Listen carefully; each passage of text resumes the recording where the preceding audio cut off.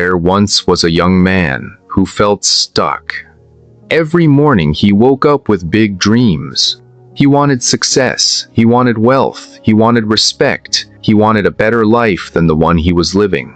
But every night he went to bed disappointed. He blamed his situation, he blamed his lack of opportunities, he blamed the economy. Sometimes he even blamed fate. One day, frustrated and exhausted, he went to visit an old mentor in his village, a man known not for his riches, but for his wisdom. The young man said, "I work hard, I try, but nothing changes. Why is my life not improving?" The old man looked at him calmly and said, "Tomorrow morning, meet me by the river before sunrise." Confused, but desperate for answers, the young man agreed.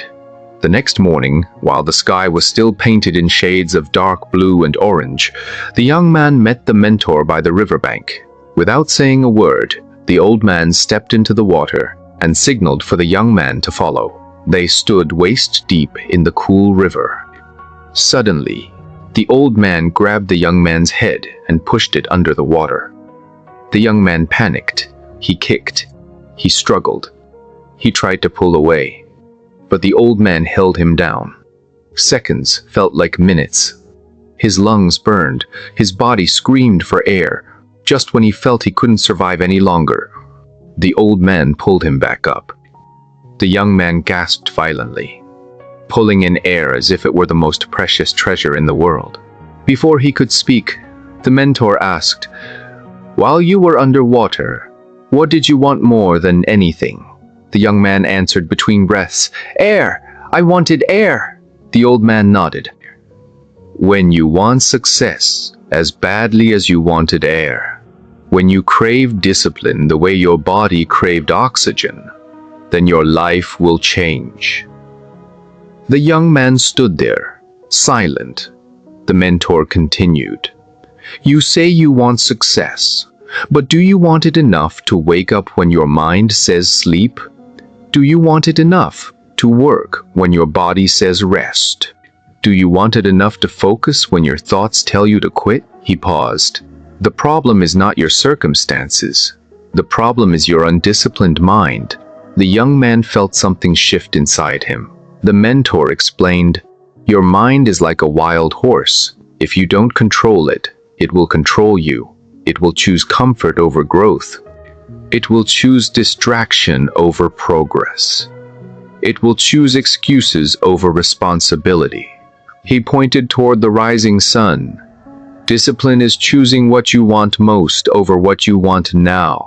From that day forward, the young man began to observe himself. He noticed how often he gave in to comfort. When his alarm rang, he pressed snooze. When work became difficult, he checked his phone. When challenges appeared, he made excuses.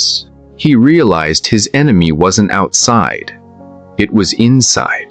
So he started small. When the alarm rang, he got up immediately. When distractions came, he ignored them. When tasks felt uncomfortable, he leaned into them instead of running away. At first it was painful. His mind resisted, whispered, "Just rest today." It argued, "You deserve a break." It complained, "This is too hard." But he remembered the river. He remembered the feeling of needing air, and he pushed forward. Weeks turned into months. The small acts of discipline began to build momentum. He woke up earlier. He read more. He worked harder. He complained less. He focused longer. His friends laughed at him at first. They said he was doing too much. But slowly, things began to change. Opportunities appeared. His skills improved. His confidence grew. Not because luck found him, not because life suddenly became easier, but because he mastered his mind. He eventually returned to the old mentor and said, "You were right. Nothing outside me changed first. I changed." The old man smiled. "Success is not built in a day," he said. "It is built daily." He continued, "Every time you choose discipline over comfort, you are building your future. Every time you silence excuses, you are strengthening your character. Every time you do what is hard, you are becoming unstoppable. Here is the truth. Your life is shaped by what you do repeatedly, not what you say, not what you wish, not what you hope, but what you consistently practice. Discipline is not punishment, it is power. It is waking up when you don't feel like it.